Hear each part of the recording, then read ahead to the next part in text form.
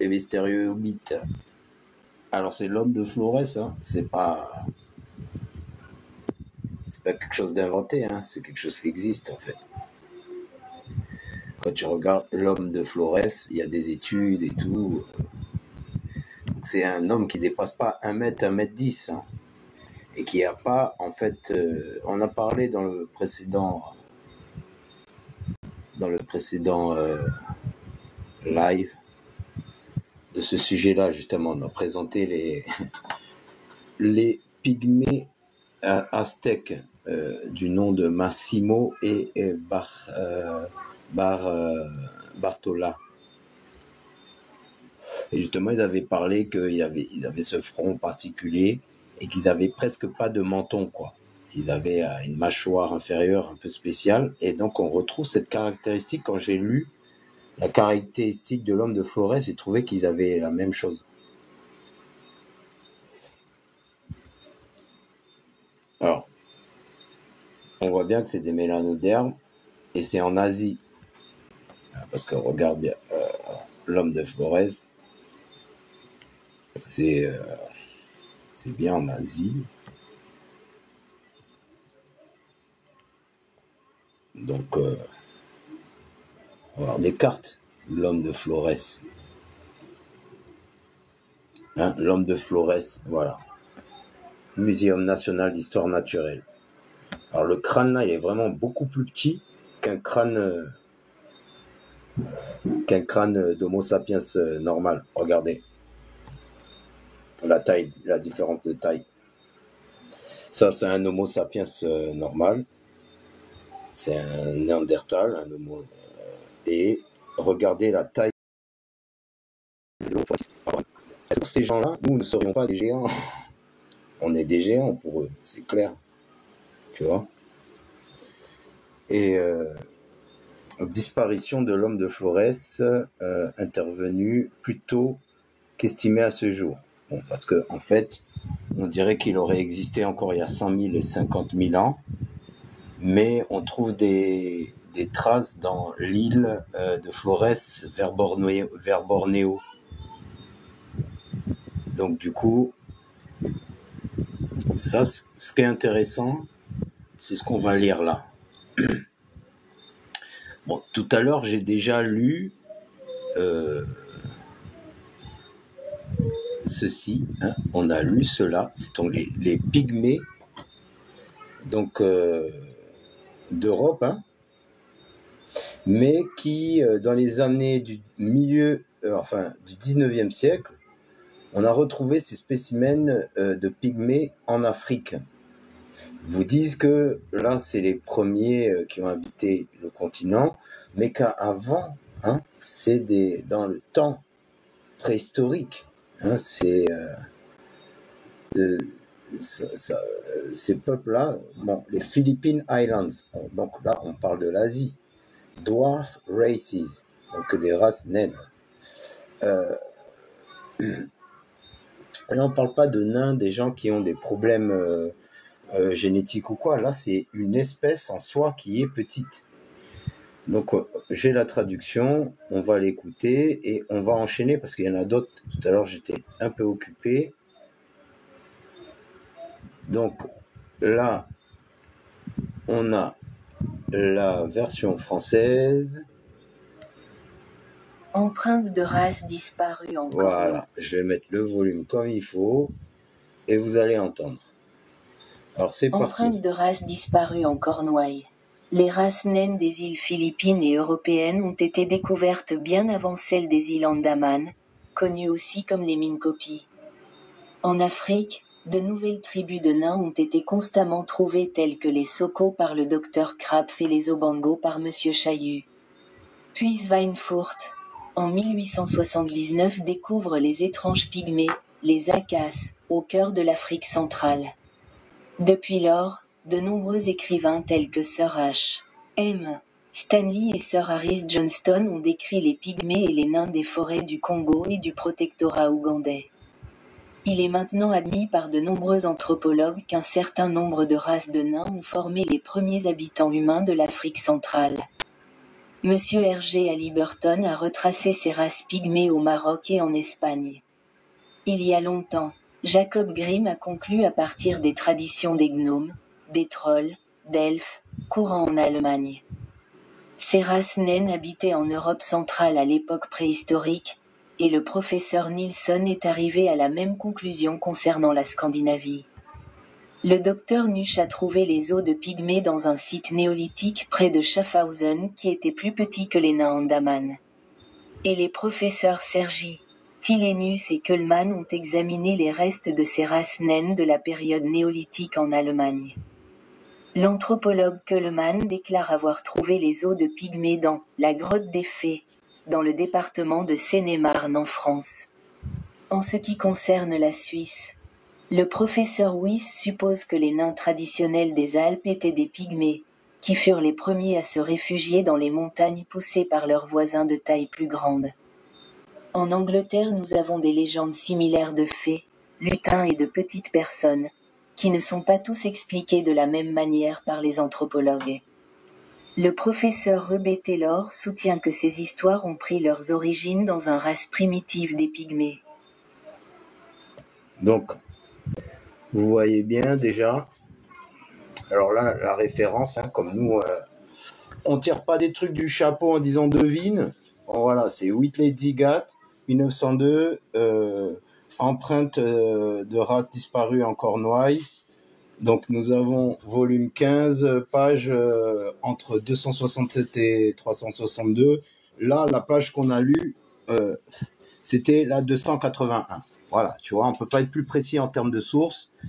Donc voilà, et on avance un peu. Donc ça, c'est un super livre. La source, hein, pareil, hein, nous on n'est pas des charlots. Alors, les énigmes de la préhistoire. Donc normalement, bon, vous le trouvez en anglais plutôt sous ce titre-là. Riddles of Prehistoric Time by James Anderson, 1911. Hein. Donc on va continuer à lire là, cet article-là en fait. Je vais vous le traduire là en français. On envoie ça. Je pense que le son vous entendiez bien. Alors on continue. Alors ce livre-là, là on a traduit en français, hein, les énigmes de la préhistoire, donc par Anderson James, hein, 1911. Regardez juste la table des matières. Donc c'est juste ce chapitre-là. Quand on va y aller dedans, vous allez kiffer. 126 la page, hein. Lemuria, tu vois, les Mound Builders en 60. Et sachez que quand vous avez des livres de 1911, c'est pas des abrutis, hein, les gars. Ils avaient pas toutes les théories dominantes d'aujourd'hui qui étouffent certaines recherches. Donc maintenant, regardez, hein, là. Il y a énormément de choses à regarder. Et ça, c'est sur Internet Archive. Vous voyez, nous, on cache rien. On vend pas 50 € sur un Telegram des faux trucs. Donc, yes, maintenant, voilà le livre. Riddle of, voilà. Et donc, on envoie la trad. Vous allez comprendre de quoi on parle. Alors, c'est parti.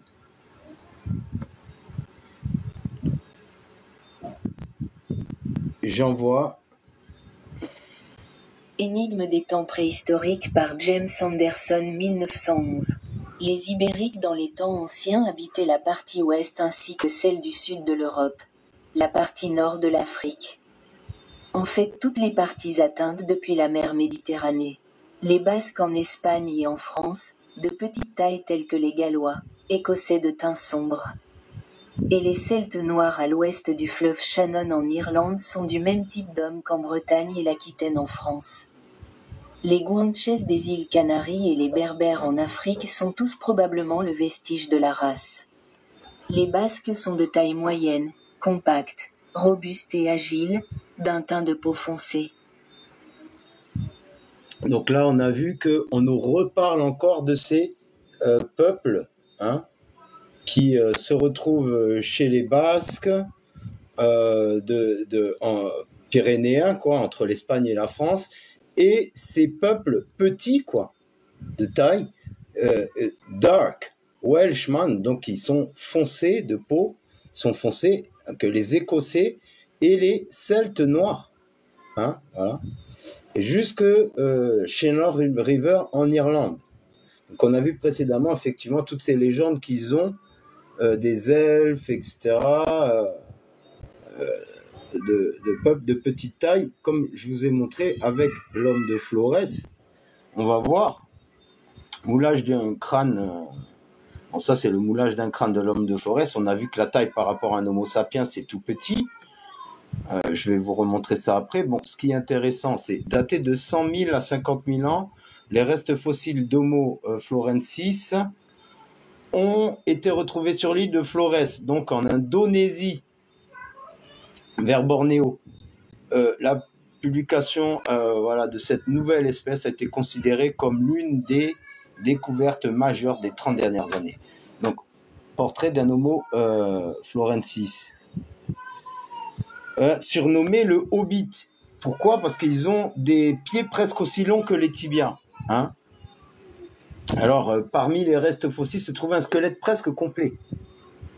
Hein? Donc, c'est dans la grotte de Liangboa, située à l'île de Flores. Hein, toujours les sources, hein, on n'est pas des charlots. Alors, Homo florensis est une espèce de petite taille. Cet individu ne dépasse pas 1,10 m.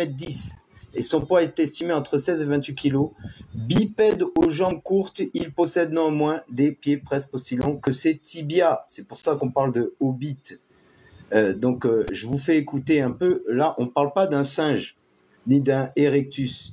Parce qu'il y a les hypothèses, comme quoi c'est un erectus qui serait son ancêtre ou quoi. Mais bon, regardez ce que ce monsieur dit. D'ailleurs, c'est un documentaire qui s'appelle L'homme de Flores. Vous pouvez aller le voir.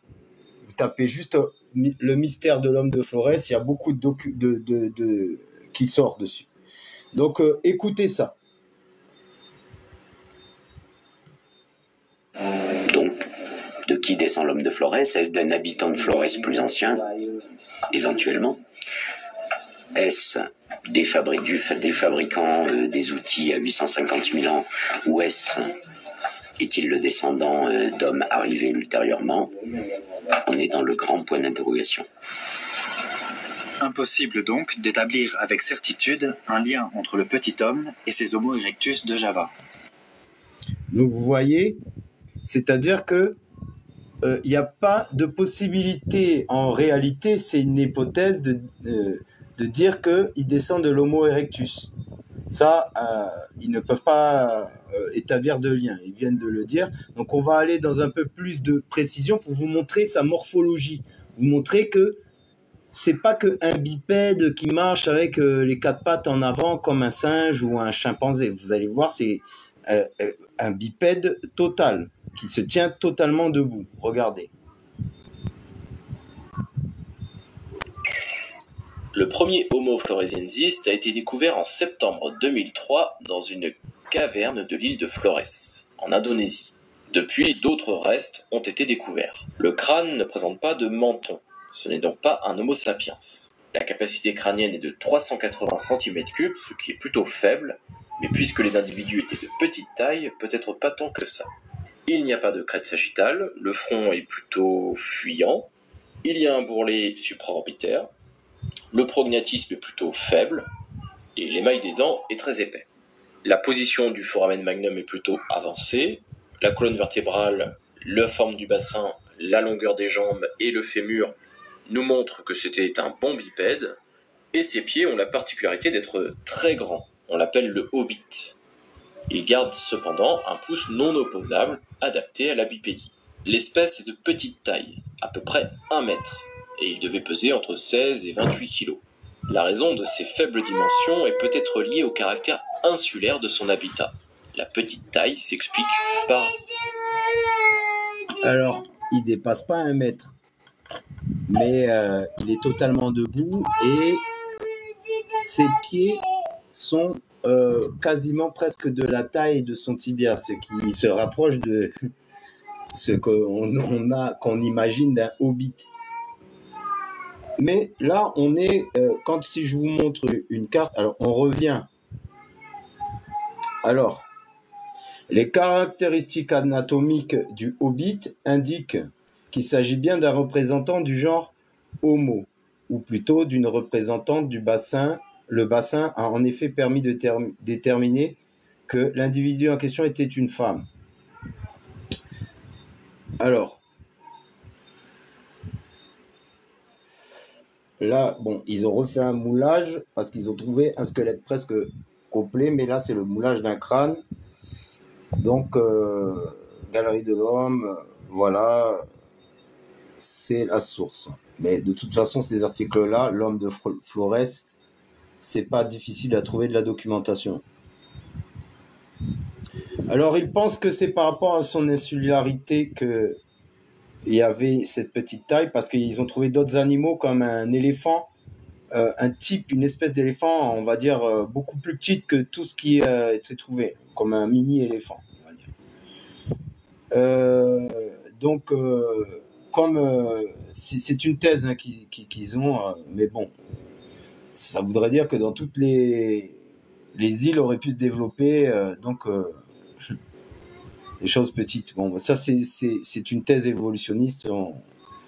On va passer. C'est la femme de Flores, donc ce squelette presque complet au centre d'une controverse scientifique. Alors, les débats sont articulés sur 3 hypothèses. Pour certains, Homo florensis ne serait pas une nouvelle espèce, mais un Homo sapiens atteint de pathologie. Ça a été réfuté, parce qu'on a montré que, justement, c'est pas du nanisme. D'autres affirment qu'Homo florensis descendait d'un hominidé plus ancien du genre Australopithecus. Enfin, certains postulent qu'il serait le descendant d'Homo erectus, car cette espèce a vécu sur cette île de Java, non loin de Flores. Alors là, on a vu que, déjà, ils ne pouvaient pas relier, hein, l'homme de Flores à l'Homo erectus. Et en plus, la thèse de la maladie a été réfutée, parce que à plusieurs reprises, notamment dans une étude en neuropaléontologie, malgré son petit cerveau, la femme de Flores a fabriqué des outils. L'arrivée d'Australopithèque en Indonésie ne fait pas ailleurs pas sens, donc ça ne fait pas sens, car les autres données paléo-anthropologiques relatives à la première sortie d'Afrique, voilà. Ah ouais, voilà, parce que eux, ils réfutent ça juste parce que ils ont le out of Africa. Et comme ils disent par rapport à l'arrivée de l'Australopithèque en Indonésie, ne ferait pas sens avec la thèse de out of Africa. Donc ça ne rentre pas. C'est pour ça qu'ils ont enlevé tout de suite cette hypothèse. Alors qu'on voit que c'est tout à fait idéologique, le fait qu'ils aient écarté ça. Ça n'a rien à voir avec la science. Donc, l'hypothèse la plus probable reste donc l'évolution, voilà, comme je vous dis, locale sur l'île de Java d'une population d'Homo erectus. Et pourtant, voilà, eux-mêmes, dans l'article plus bas, hein, on te dit que ça, c'est pas possible. On te dit que voilà, depuis 1,5 million d'années, on a retrouvé des outils en pierre taillée datés de 1 million à 800 000 ans. Preuve de l'arrivée très ancienne dans l'île de Flores d'hominidés ayant évolué sur place. Donc là, on parle quand même des dates assez reculées, ce qui ferait que... on pourrait dire qu'en réalité, Homo erectus, si on réécoute ce que le monsieur a dit juste là,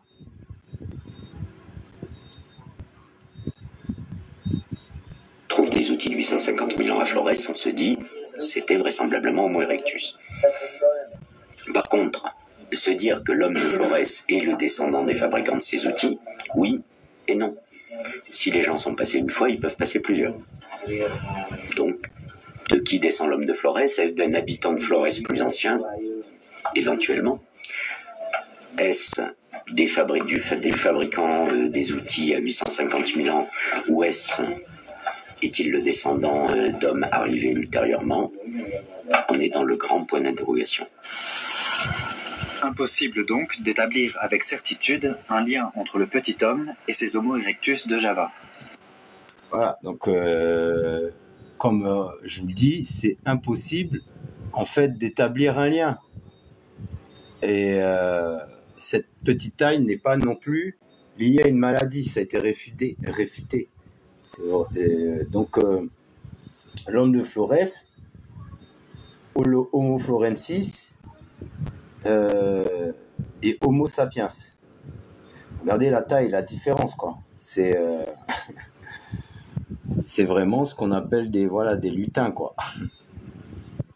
Donc c'est en Asie. Et c'est des pygmées. 1 mètre, 1m10 ils font maximum. Et bien sûr, dans le live que j'ai fait précédemment, bon, je l'ai remis sur YouTube. Donc si vous ne l'avez pas vu, il y a 40 minutes, où il y a un condensé. C'est la première partie de ça, en fait. D'ailleurs, je présente Man to Man. C'est un film qui a été fait sur le thème de Pygmée. Alors, ce film-là, vous allez voir que donc c'est l'histoire de Pygmées qui se font transporter en Écosse pour être étudiés. Parce qu'apparemment, voilà, moi à l'époque j'avais vu le film, je connaissais pas tout ce que je connais aujourd'hui. Donc je comprenais pas la dimension de ce que ça concernait. Mais comme on l'a vu précédemment dans les 2 articles qu'on a cités, on parle en Irlande, en Écosse et dans le pays de Galles, en Aquitaine, en Bretagne et chez les Basques, jusqu'en Espagne et tout, de ces peuples de petite taille avec la peau sombre. Et on a vu que ça fait partie du folklore, des légendes des îles britanniques, etc. Et donc, dans ce film-là, il t'explique qu'en fait, en réalité, à cette époque-là, au 19e siècle, ils croyaient que ces hommes-là étaient les premiers habitants de ces îles britanniques. Donc, c'est vrai que moi, bon, vous pouvez aller voir ce film, quoi. Mais faudra lire entre les lignes. Mais il y a beaucoup, je pense que même il va falloir que j'aille le revoir. Tu vois, donc c'est basé sur une histoire vraie, hein. Donc ils ont vraiment fait ça. C'est-à-dire qu'à l'époque même, c'est vraiment des questions qui se posaient vraiment par rapport à ce qu'ils avaient trouvé sur place comme ossements. Tu vois, et quand ils ont trouvé donc au 19e, en 1879, voilà, d'autres pygmées en Afrique centrale, ils ont fait le rapprochement avec les anciens peuples des îles britanniques. Vous vous rendez compte? Donc l'homme de Flores, Homo florensis. Ces humanités disparues, donc les mystérieux hobbits de Flores, un casse-tête génétique. Il y a 50 ans, une de nos grands arrière-grand-tantes, surnommée Lucie, c'est ce Australopithèque. Alors, aujourd'hui, Homo florensis, surnommé aussi le Hobbit. Alors, est-ce qu'elle aurait coexisté? En tout cas, elle fabriquait des outils. Cette femme a fabriqué des outils, apparemment. Donc, il fabriquait des outils. Au fond d'un trou creusé dans la terre vivait un Hobbit. C'est ainsi que Tolkien, dans les légendes nordiques, scandinaves et tout ça, même germaniques, il y a tous ces récits-là. Et c'est ce qui est ressourcé dans beaucoup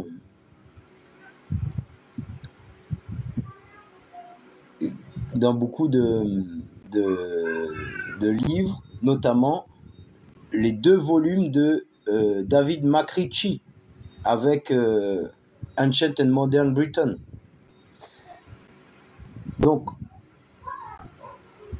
l'homme de Florès, on a vu que il fabriquait des outils, il marchait debout, il chassait en groupe, notamment si vous allez voir des petits éléphants qu'il y avait sur ces îles-là, qui étaient de plus petite taille. Donc on va continuer avec, nous on a lu déjà une page de Readers of Prehistoric, où on a vu que donc Little Dark Welshman, Scotch and Black Celt, hein, donc in Ireland, Brittany, donc Bretagne et Aquitaine. Donc c'est en France, in France. Donc moi je suis pas moi qui invente les affaires, hein. Donc le livre, vous pouvez le trouver là, les énigmes de la préhistoire. Voilà, on lira les Muriel, ça va le faire.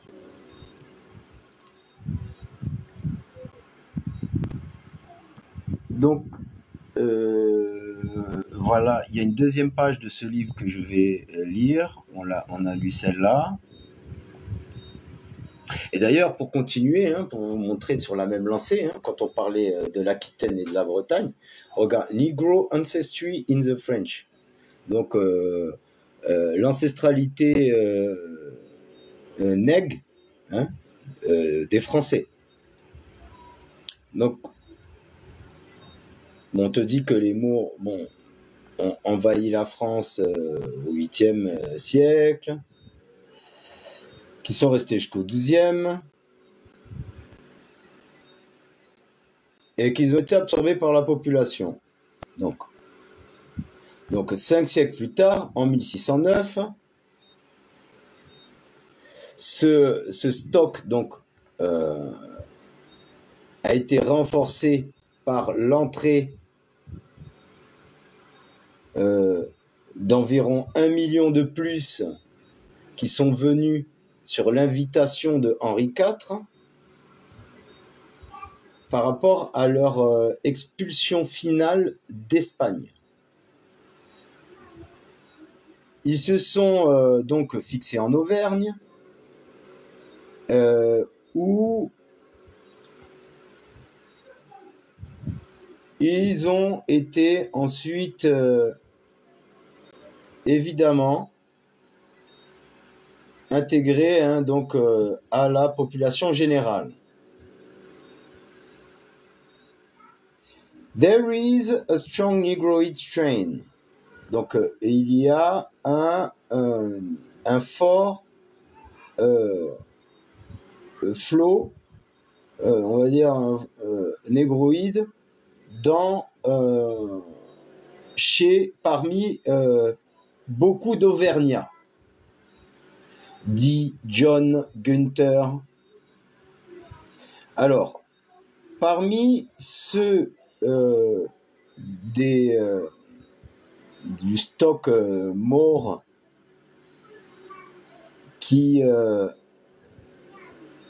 sont des figures comme Bertrand du Guesclin.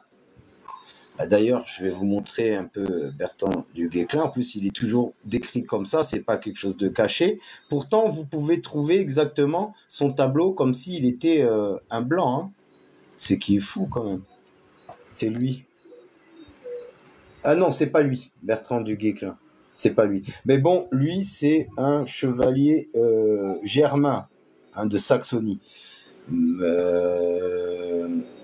Ça, c'est... Alors, on va voir la page après, je vais l'agrandir. Je vais vous trouver du Guesclin juste en tapant sur le net. Alors, Bertrand du Guesclin, et je suis sûr qu'on va pas en trouver avec une physionomie plutôt négroïde. Ils vont le mettre en blanc, je pense. Ah, regardez l'écusson qu'il a, c'est incroyable. Regardez, on dirait... ça vous rappelle rien? Oh, Jiméo, ça te rappelle rien, ça? Sérieux? Ouais. Alors, c'est Bertrand du Guesclin, un chevalier qui était appelé le Dogue Noir. Le Dogue Noir de Brocéliande. Donc, c'est en Bretagne, hein, comme on avait lu précédemment dans l'article. Hein, vous avez vu ça. Donc, on continue à lire, hein, le truc, on était là. Donc, Bertrand du Guesclin, qui faisait partie du stock Moorish, donc en fait, Charles Bernadotte, Napoléonique Marshal, les généraux napoléoniens, je crois, les rois de Suède, Joachim Murat, le beau-frère de Napoléon, le roi de Naples, Pierre Laval, et le premier ministre de France, qui fut le premier ministre, 2 fois le premier, ou le second, ou deux, je crois, il fut 2 fois premier ministre de France, Pierre Laval. Et Laval était un Auvergnat et avait plutôt une apparence négroïde. Alors, en plus de cela,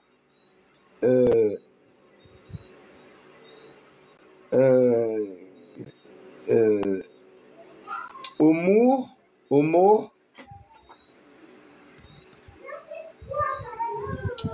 étaient les négros esclaves et les négroïdes levantins,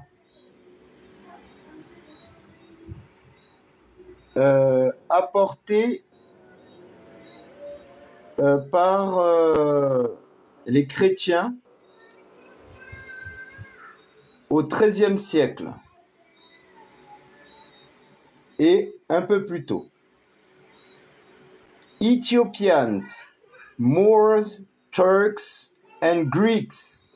Donc Éthiopiens, Maures, Turcs et Grecs fournissent de façon significative la foule d'esclaves dans les maisons des gens aisés, fortunés, dit Martorez. Plus tard, quand l'esclavage moderne des négros a commencé au Portugal,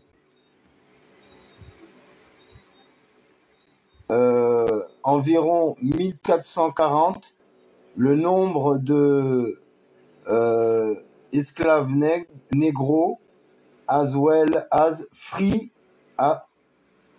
autant que de négros libres, augmenté en France.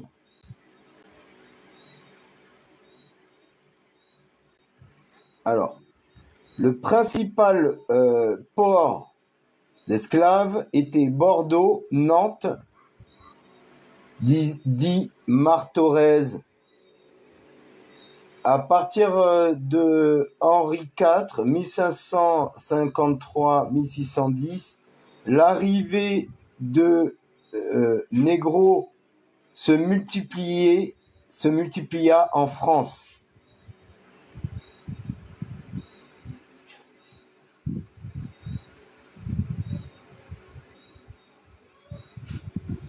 Alors, on nous parle des guerres sous Louis XIV, le roi Soleil. They came in droves to fill the gaps left in the population. Alors, ils sont venus pour combler le gouffre qui a été laissé par les populations lors des guerres de Louis XIV. C'est dingo, hein, quand même. Hein. Donc, c'est le chapitre 8 de Negro Ancestry in the French. Je suis désolé, hein, là, il est un peu tard et tout, je fais de la traduction instantanée. Mais on est en live, c'est pas grave, quoi. Du Guesclin. Le dog noir de Brocéliande. Donc, voilà, on continue à lire. Hein. Alors,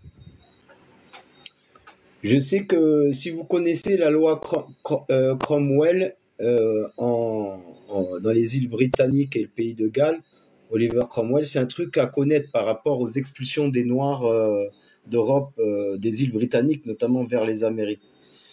Donc, alors, au XVIIe siècle, plus de 500 000 Huguenots ont été déportés de France et ont reçu asile au pays de Galles, en Écosse, en Irlande.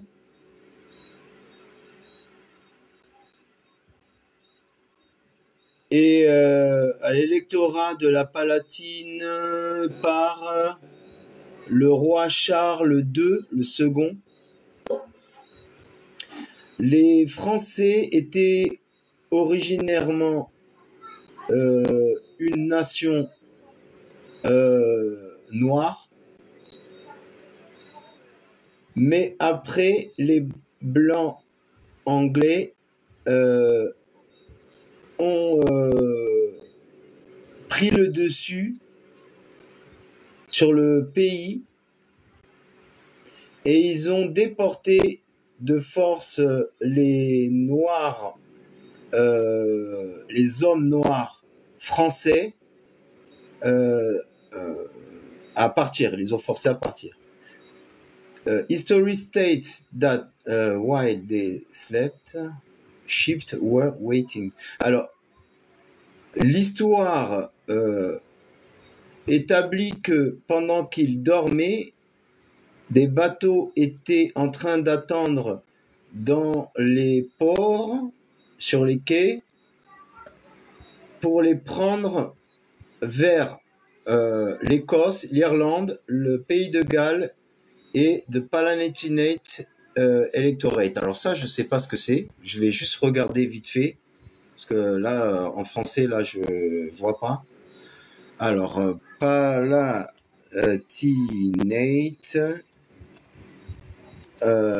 Electorate. Electorate.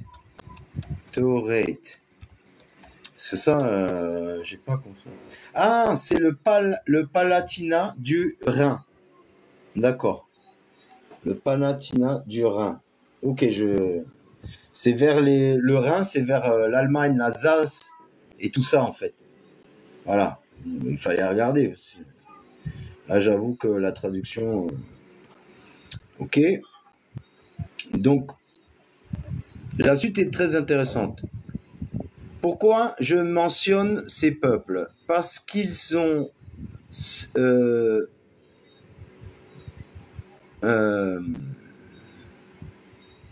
c'est parce qu'ils ont été mis dans ces bateaux et qu'ils ont été vendus aux colonies américaines. These ships, they were sold into American countries. Ils ont été vendus. Were sold. Vendus. Vendus dans les colonies américaines. Bon. Alors, ils étaient le peuple que Boyd Dawkins décrit comme étant les Basques. Et vous vous rappelez ce qu'on a lu précédemment sur les Basques, hein, tout fait sens, hein, bien sûr. Hein, j'ai pas montré de la documentation qui sans queue ni tête. Hein, tout se suit. Donc ils sont courts, ils ont une longue tête, ils sont des hommes de peau foncée, dark men, ok, small, long head, dark men, qui habitaient toute l'Europe avant l'arrivée des Anglais, des English. Les captifs qui provenaient du pays de Galles avec les Huguenots, hein, les protestants français, hein, donc on parle bien des Black Frenchmen, ok, Huguenots, Black Frenchmen, ok, bon. Déportés d'abord dans les îles britanniques et après tu vois qu'ils les déportent sold into the American colonies, d'accord. Donc ces Huguenots captifs à partir du pays de Galles ont fini en Pennsylvanie,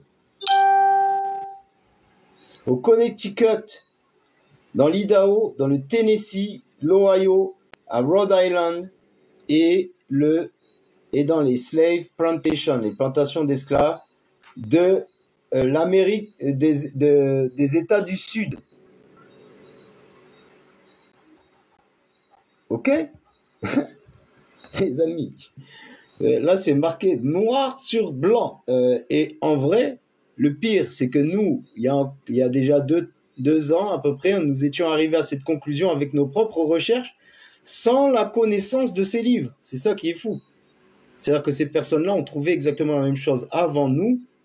Nous, on n'était pas au courant de leurs travaux, on a trouvé la même chose. Donc, ça nous conforte. Parce que des fois, on se demande si on n'est pas en train de péter les plombs, parce qu'on remet tout en cause. Mais heureusement, on trouve des livres où les gens, voilà, ils nous disent, ben si les gars, nous, on avait fait ça, le taf avant vous, en fait. Tu vois, ça confirme. Alors, this is a matter of being the wrong place at the wrong time. C'est une question d'être au mauvais moment, au mauvais endroit. Pensez à ça à un moment. Quand les bateaux d'esclaves partent des marchés de Londres, ils sont déjà chargés avec des captifs, en fait. Ils passent pas par l'Afrique. C'est ça le délire. Et une fois que ces bateaux arrivent sur les côtes d'Afrique de l'Ouest, ils s'y arrêtent dans un lieu qu'on appelle Ouida. Et donc, sur la côte des esclaves, ils prennent quelques captifs de plus. Et une fois qu'ils quittent les côtes ouest de l'Afrique, ils continuent sur ce qu'on appelle le passage du milieu, c'est-à-dire la transatlantique, océanique. Et de là, ils atteignent donc les Amériques. Donc ces bateaux portaient deux groupes différents de Noirs. Un groupe de captifs qui venaient d'Irlande, de Bretagne, de Grande-Bretagne, du pays de Galles, d'Écosse, de France, et d'autres groupes qui venaient d'Afrique de l'Ouest.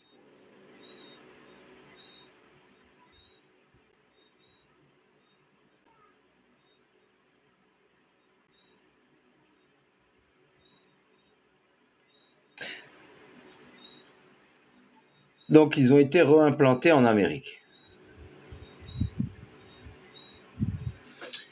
Chapitre 4, Oliver Cromwell in Britain, Wales.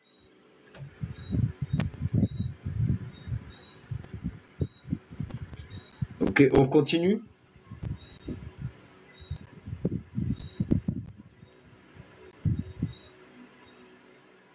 Donc bien sûr, hein, pour qu'on reste cohérent.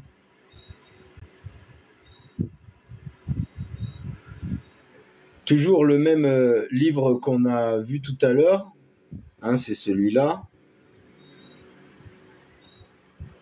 James Anderson, voilà, les énigmes de la préhistoire, etc. Donc là, on est 1911. Hein, voilà, alors.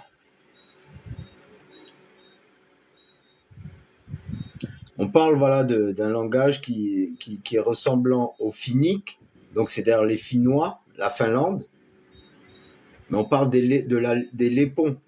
C'est un peuple lépon et tout, ils ont des modes de vivre un peu comme les Inuits. Ils sont pas blonds aux yeux bleus, quoi, je veux dire, c'est d'autres. Et d'ailleurs, on avait montré Finnic People. Alors, on va essayer de regarder si on n'a pas justement Finnic.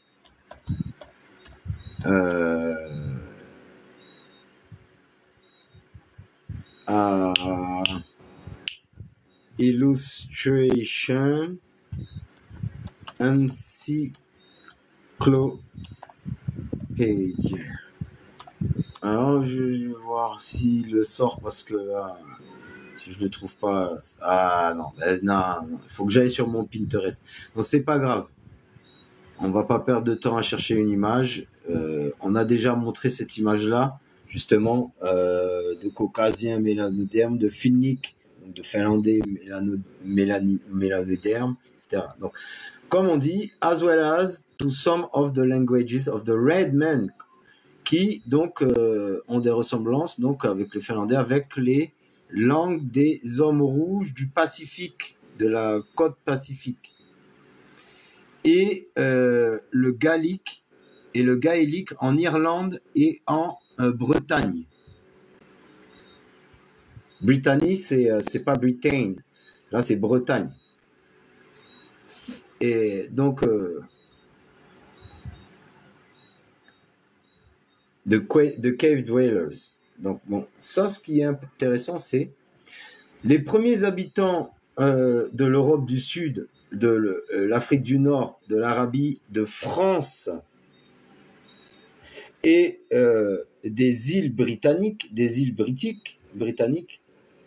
british, étaient en réalité à la base habitées par une race d'hommes, de petits hommes, small men, hein, qui ne dépassaient pas en taille plus de 4 pieds et de 5 inches, les 5 doigts.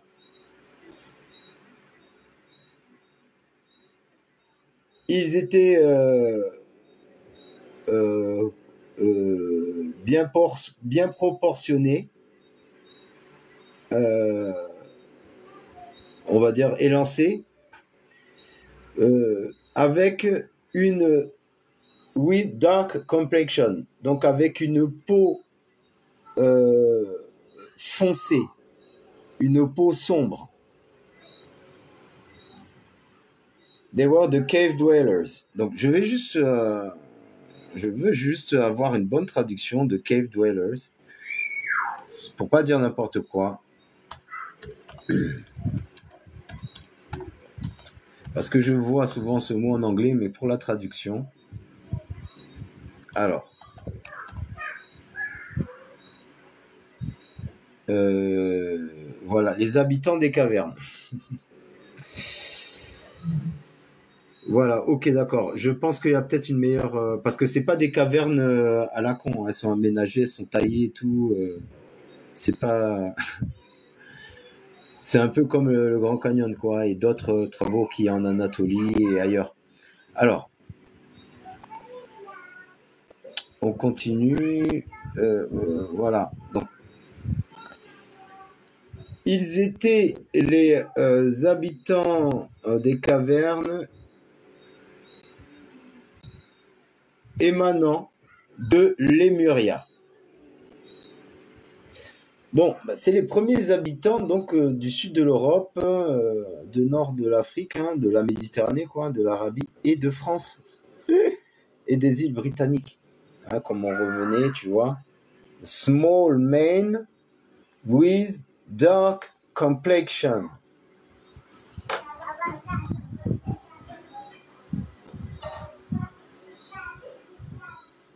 Alors,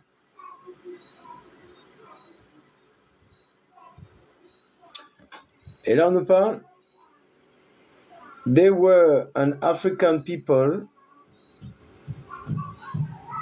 Alors ça c'est, alors les premiers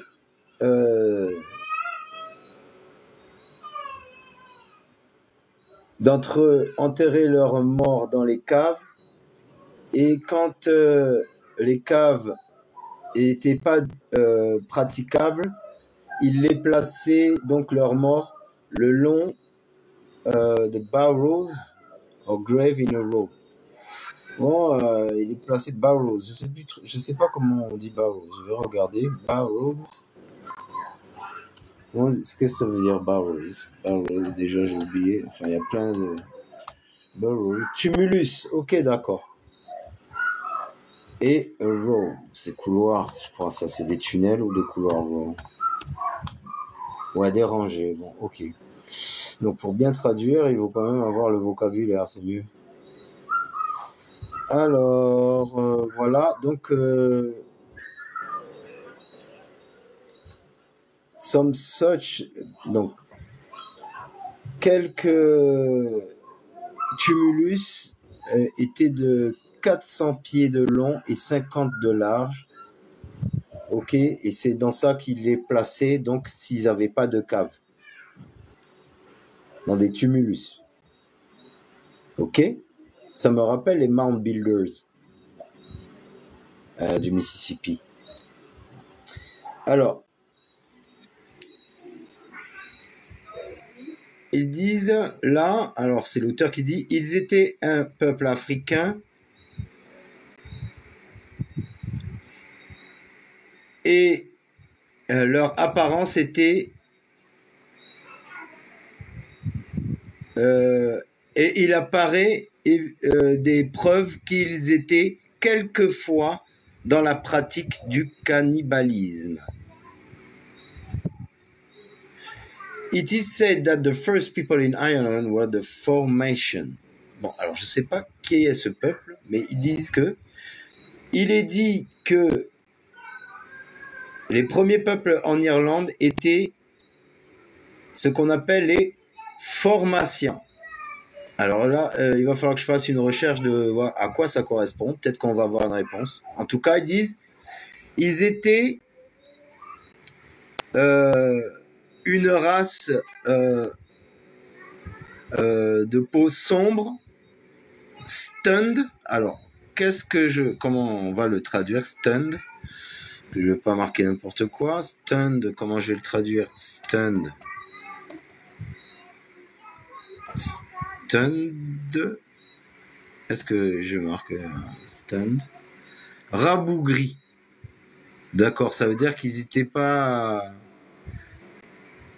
Ils étaient pas... Ouais, ils étaient, comme on dit, un peu trapus, quoi, un peu... Ils n'étaient pas très grands. C'est comme à chaque fois, ils disent small, pas des petites tailles, quoi, de taille vraiment très moyenne. 4 pieds et 5 doigts, 5 pouces, quoi. Donc, ils étaient une race donc de petite taille, de peau sombre, qui est utterly savage, using rough, donc était presque sauvage, usant de grognements. Non. J'ai pas... Attends. Je dois traduire... Il faut que je traduise bien. Non, utterly. Parce que là, franchement, là, le gars me donne du vocabulaire.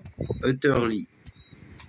Turley, c'est tout à fait sauvage. Donc, il était tout à fait sauvage. Et qu'est-ce qu'ils disent? Comment on va traduire le reste?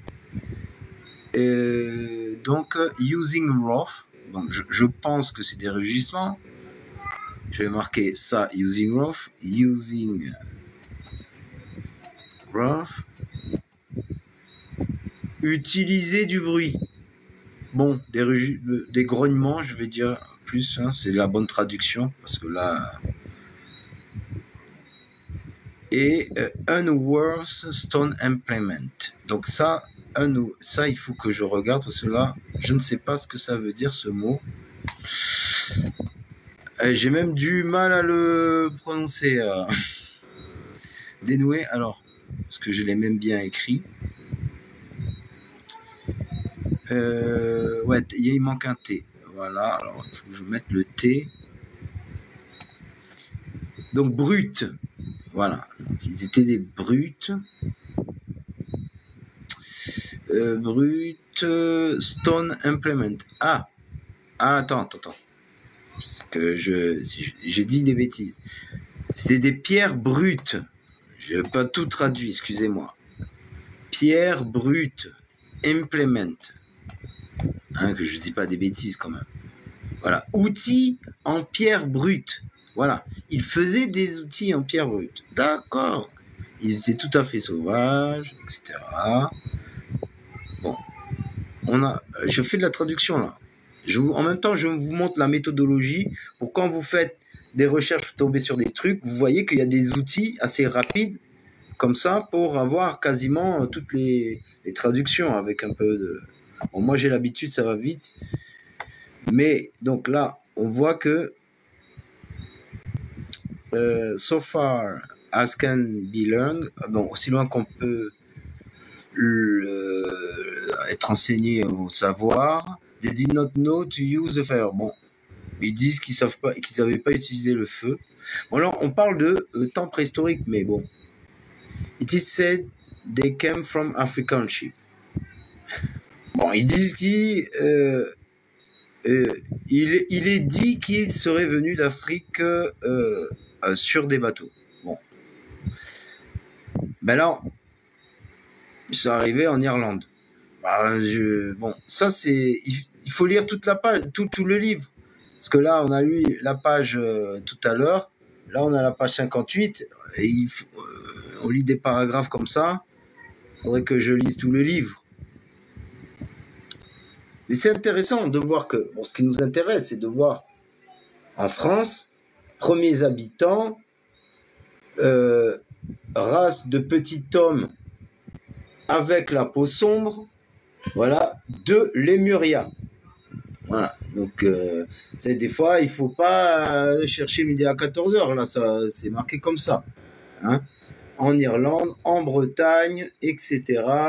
Relation avec la langue des hommes rouges de la côte Pacifique. Bon, les premiers peuples d'Irlande, on voit aussi qu'ils étaient comme ça. Alors, it would seem that some period in the past, the land in Europe was of higher elevation than the present. Donc, il apparaît que à une période dans le passé, les terres d'Europe étaient plus élevées en hauteur que dans notre présent.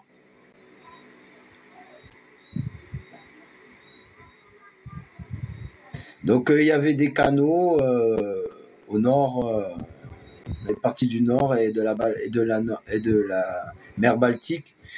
Bon, là, j'ai pas la suite, mais ce qui m'intéressait, c'est de faire ce rebondissement sur les différentes documentations de petits hommes, donc de poissons qui vivaient déjà à la préhistoire, de un temps reculé déjà en France. Et on a même vu, voilà, les ancêtres des Huguenots et tout ça, comment ils ont atterri en Angleterre, été déportés en Amérique en passant par les côtes d'Afrique de l'Ouest, alors qu'au départ de Liverpool ou de Nantes ou Bordeaux, il y avait déjà des captifs dedans en fait. Et là, regardez, les Pictes, donc c'est une sorte de tribu d'ailleurs sauvage. Quand vous allez vous tapez par exemple les Pictes, pour les Anglais, en gros, ils les décrivent comme des sauvages, comme ce qui a été décrit là. Parce que ça, c'est une description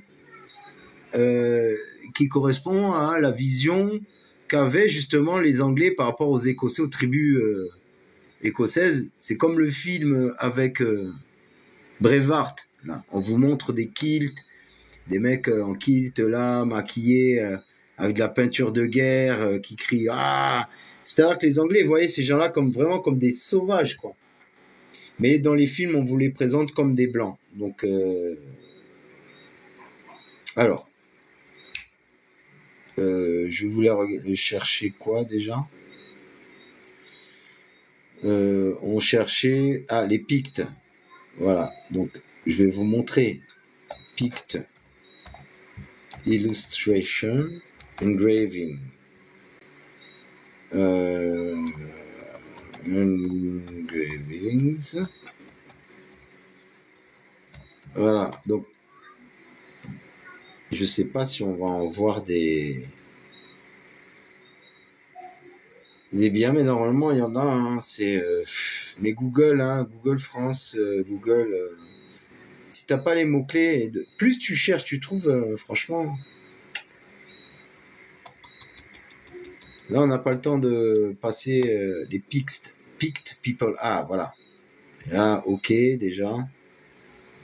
Donc, bon, il vous montre quand même des gens genre nus, tatoués, des Pictes.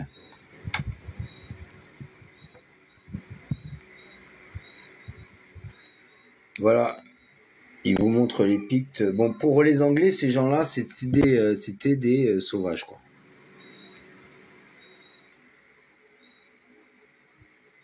Ok, donc il y en a plusieurs. Vous allez voir. Pict engraving by John White. Voilà, donc il vous décrit. Voilà, après.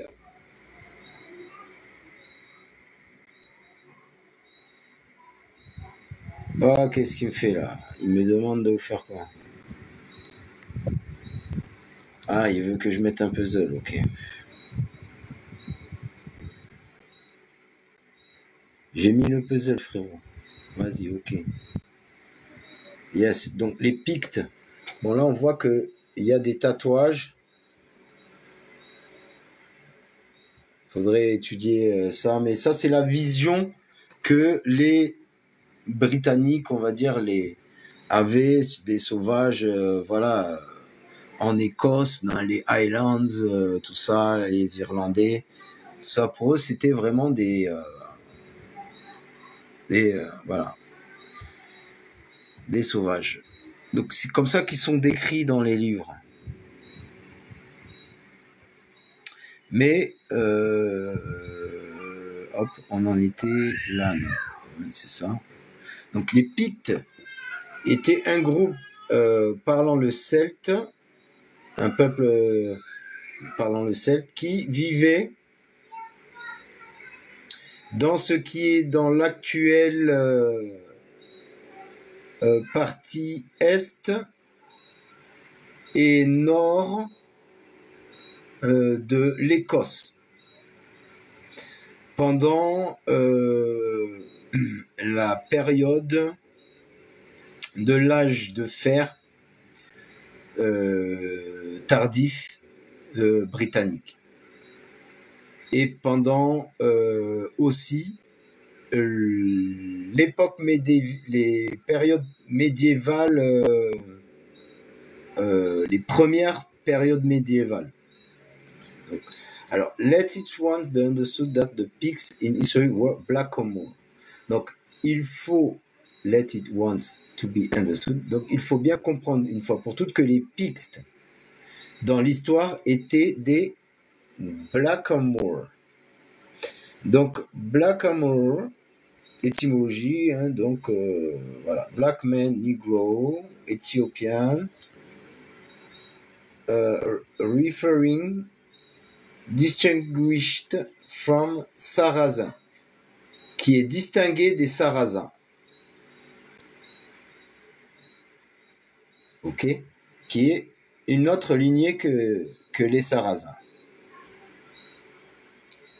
Et since we, à partir du moment, depuis que nous voyons que le peuple connu, que nous connaissons donc spécialement comme les Pictes ou les Picti de Claudiane, étaient d'une peau, d'un teint de peau sombre, noir. It becomes a question whether the chief allies the early Scots. Donc, leurs chefs ont allié les premiers Écossais qui étaient not of a kindred who. Alors, il faut que je regarde parce que who, je sais que ça a un rapport avec la couleur. Alors, je veux bien avoir la traduction. Kindred who. Trad. Ok. Teinte apparentée. Ah, voilà. Ok, d'accord. Ok. Donc, ils avaient une teinte apparentée. Donc, les Scots avaient une teinte apparentée aux Picts qui étaient des Blackamoor. Ok, qui sont distincts des Sarrasins. Therefore, toutefois, quand il parle de Black Earls of Scots, quand on parle des Earls, qu'est-ce que c'est que Earls? C'est les héritiers? Les héritiers, est-ce que c'est les héritiers Earls? Troupeaux, les troupeaux. Okay. Ben, les troupes, c'est pas des animaux non plus. Alors, toutefois, quand il parle des troupes d'Écossais noirs ainsi que les Pictes, nous avons tous les droits de croire quand il s'agit de parler d'eux et qu'il les décrit vraiment comme ils étaient. Alors, le XIVe siècle écossais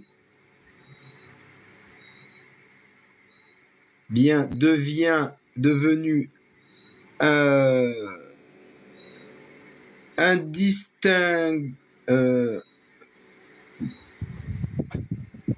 indistinguable, je ne sais pas si on peut le dire en français. On ne peut pas le distinguer. Il est indistinguishable. Alors, je ne sais pas comment on pourrait le dire en français. C'est indistinct. On ne peut pas le séparer, quoi. C'est-à-dire le XIVe siècle écossais, eh bien, ne peut pas être séparé. Donc, comme on dit, des troupes noires générales qui ont formé en fait les Scoto-Pictes militaires, c'est l'armée Scoto-Picte, l'alliance Scottish Picte, qui étaient d'ailleurs eux-mêmes de même teint.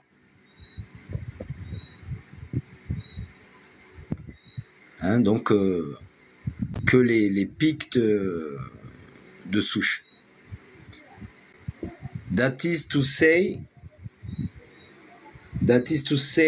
also were Maori or Moor. Ok?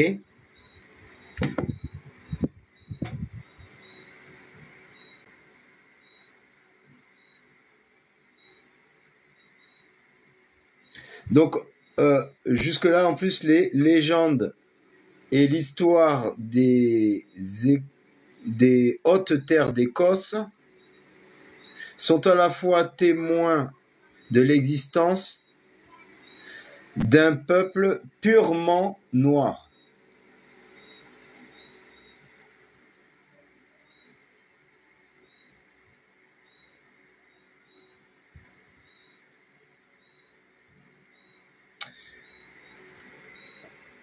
Alors, voilà. Je vais lire une page et après, pour ceux qui veulent monter, vous pourrez monter. On va finir un peu sur ça. Donc, la source, l'origine de la race négro par Sir Henry M. Stanley.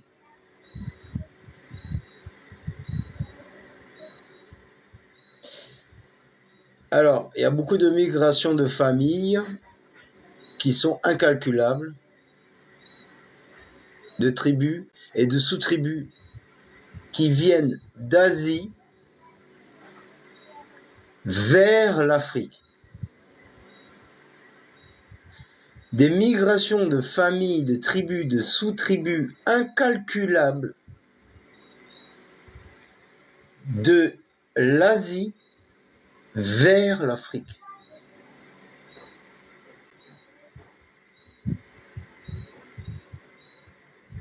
La nature, donc,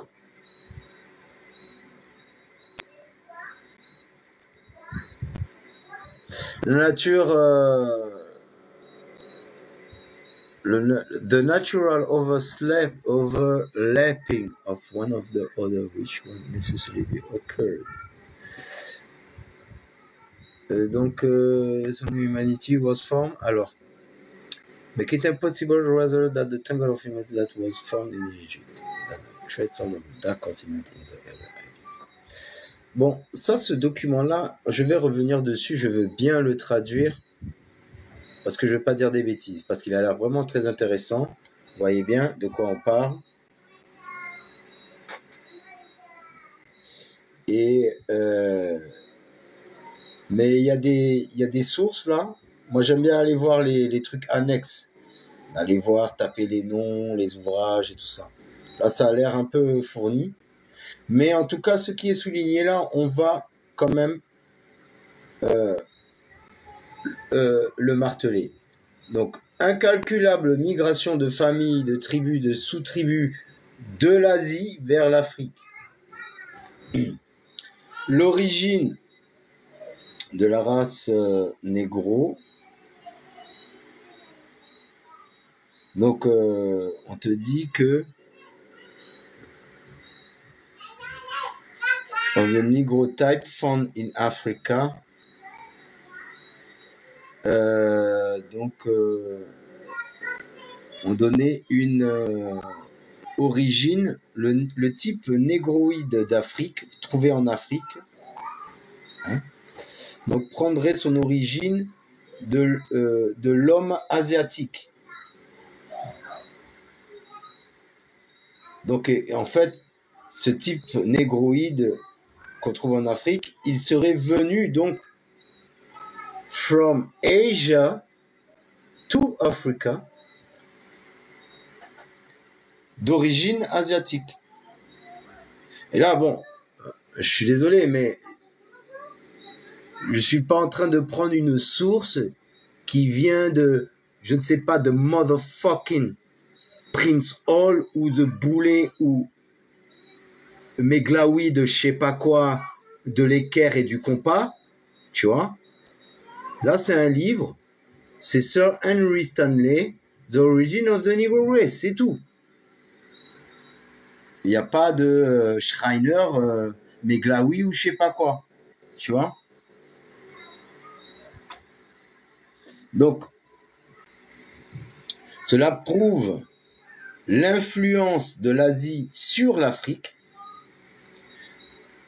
While there seems to be nothing, pendant qu'il semble ne rien avoir qui démontre une influence africaine sur l'Asie. Vous avez toutes ces vidéos de genre, regardez en Asie, c'est nous, c'est des Africains qui ont fait les samouraïs, c'est des Africains qui ont fait ci au Japon, machin, nani. Alors qu'en fait, c'est sûrement vrai, mais à cette époque-là, ils s'appelaient pas africains, ils s'appelaient asiatiques. Afro-asiatiques, si vous voulez.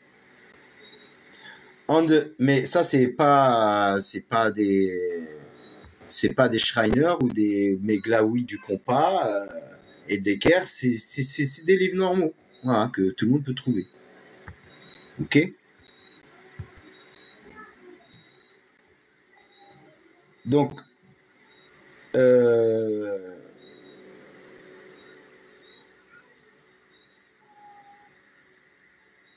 là, on dit les sculptures des monuments égyptiens ont la face de sphinx, ont des traits, pour la plupart, des anciennes momies, des plus anciennes momies.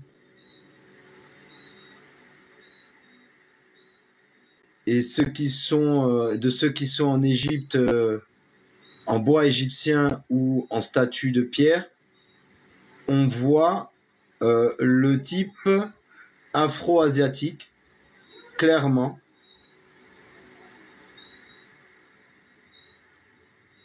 Voilà. Et on te dit que, donc, si on revient au 15e siècle avant Christ, l'Égypte était communément, dans la croyance générale,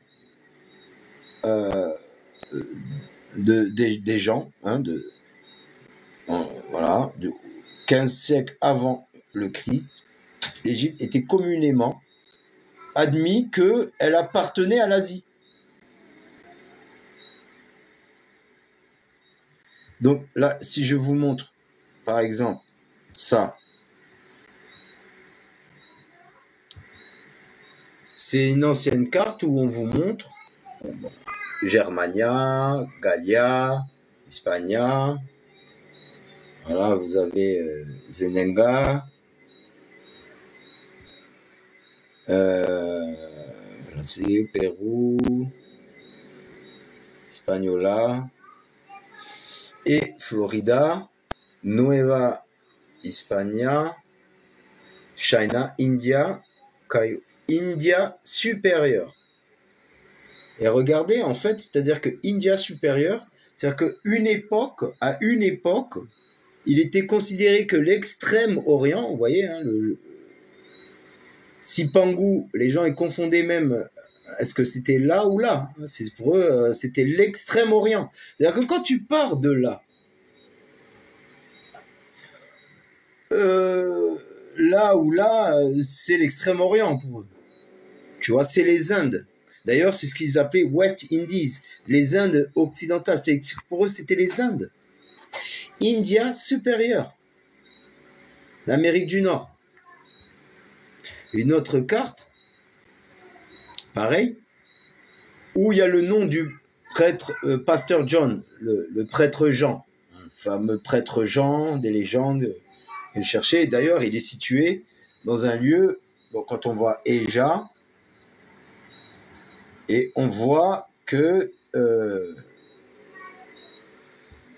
en fait, prêtre Jean, India supérieur, pareil, en Amérique du Nord. Hein?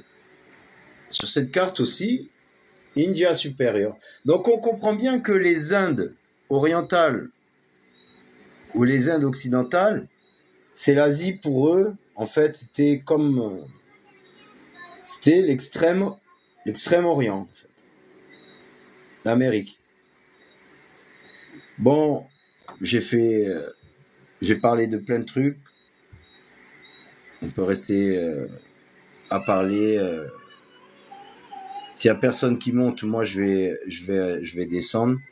Si vous voulez parler, je vous invite à vous monter. Et ça est.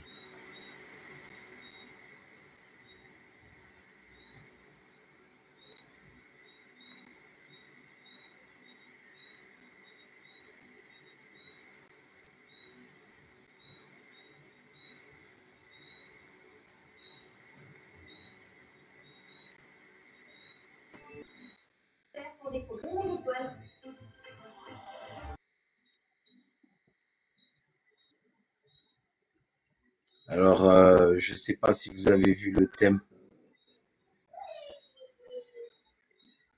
mais j'ai essayé de sortir des sources. Voilà. Je vais remettre le live sur YouTube. En général, j'essaie de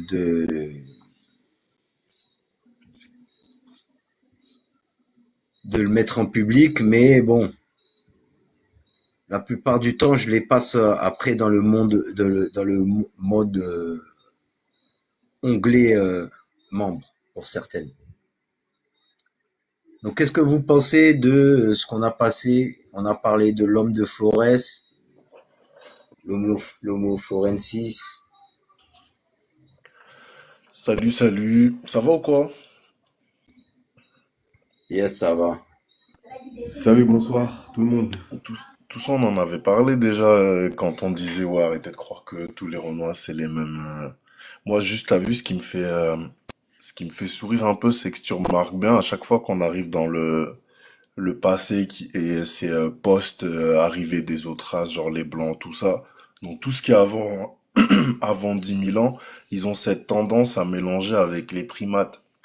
Pas mal. Moi, je trouve ça bizarre qu'un primate, quand tu regardes comment c'est composé, comment c'est fait physiquement, que tu me dises qu'il est capable de faire des outils aussi perfectionnés. Parce que, à la base, primate, c'est un singe.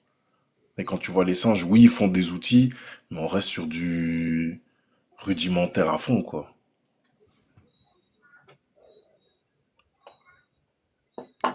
Yes. Je trouve qu'ils essaient trop de justifier en mode, si c'est ancien, c'est un primate. Comme s'ils voulaient pas admettre que bah, la civilisation elle est bien plus vieille que leur propre existence. Tu vois, non, c'est toujours ces primates, je trouve ça bien un peu.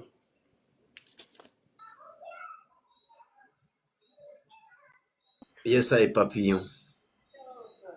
Ouais, bonsoir à tous. Après, ce que tu dis, Sukuna, c'est vrai, mais je pense que c'est une façon aussi de vouloir flouer les gens et de mentir.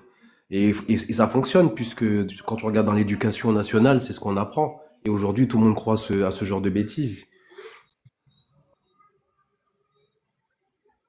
Non, mais après, j'ai la réponse, tu vois, je sais moi pourquoi ils font ça. Parce que ils sont obligés quelque part, puisqu'il y a la théorie de l'évolution, qui est une des premières théories, tu vois, dirigées, on va dire.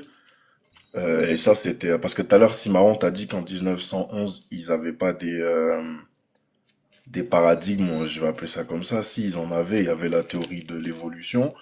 Et en fait, c'est ce qui fait qu'à chaque fois qu'ils vont trouver quelque chose qui est vieux et plus vieux que leur civilisation là en Mésopotamie, bah, ils vont devoir justifier ça par un primate parce que sinon, ça remet en question toute leur théorie de l'évolution à eux. Puisque tu regardes, si tu les écoutes bien, jusqu'en 800 et quelques, même 1000 et quelques avant l'ère actuelle, l'ère chrétienne là, bah ce seraient des chasseurs-cueilleurs. Or, quand tu vas justement en Inde, quand tu vas même en Afrique, puisque les gens ils aiment bien l'Afrique, quand tu vas en Amérique, puisque c'est nos ancêtres, bah tu retrouves plein de choses qui dépassent intellectuellement le chasseur-cueilleur. Mais tu peux pas l'avouer parce que sinon bah ça remet en cause toute la théorie.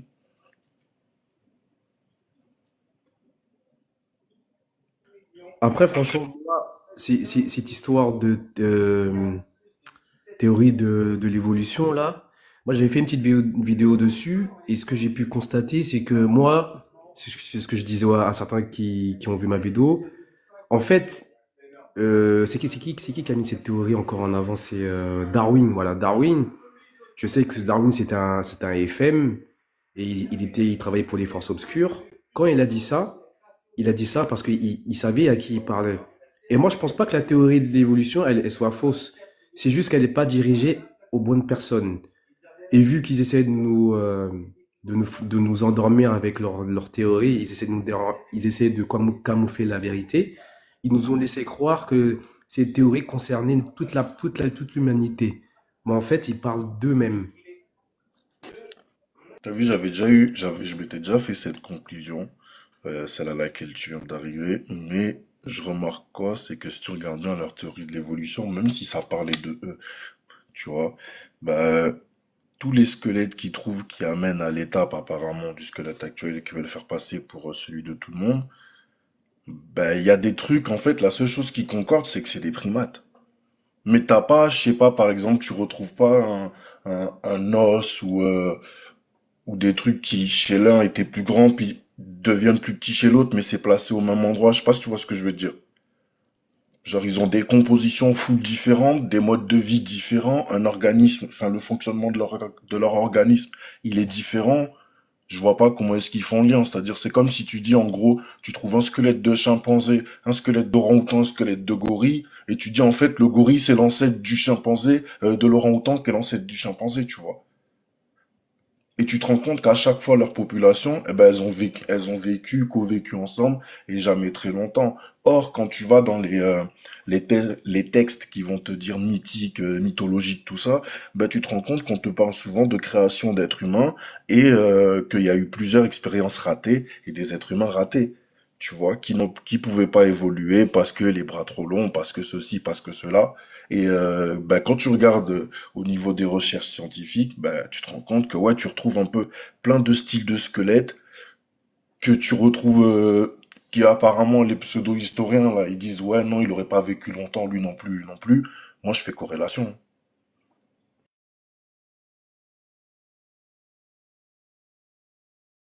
Donc, pour moi, ces gens, ils ont même pas évolué, ils sont arrivés comme ça. Juste, qu'est-ce qui leur fait dire que c'est une évolution? Et ça c'est juste ma thèse, hein. Ce qui leur fait dire que c'est une évolution, c'est le fait qu'il y ait plusieurs expériences, qu'on parte d'une première expérience pour arriver à autre chose. Parce que tu regardes ces gens, quand tu les écoutes parler, ouais, il y a 99% de gènes en commun avec des rats, avec des cochons, avec des singes. Tu vois, c'est bizarre. Après, franchement, je veux te dire, hein, pour que le mensonge global puisse, il fallait bien qu'ils trouvent quelque chose, hein, et ils ont été jusqu'au bout dans leur mensonge, et c'est passé, hein. Moi, ce qui m'intéresse surtout, c'est que le truc, il est passé. Tu vois, c'est que si aujourd'hui, je le sais, c'est parce que j'ai cherché, mais ils savent que les gens vont jamais chercher. Donc, en fait, ils peuvent raconter tout et n'importe quoi aux gens. Les gens, ils Les savent gens que vont les croire. gens sont curieux, ils vont croire, et on est tous tombés dans le panneau. Pourvu que tu leur dises que le mec, en fait, c'est Jean-Michel de la Roubignole qui a étudié à la grande école de mes couilles pendant 16 ans, ça y est, les gens, ils vont te dire, ah ouais, non, mais toi, tu peux pas contredire Jean-Michel. Exactement, c'est ça. Alors que Jean-Michel, on lui a fait étudier que un plus un ça faisait 3 toute sa vie, miskin.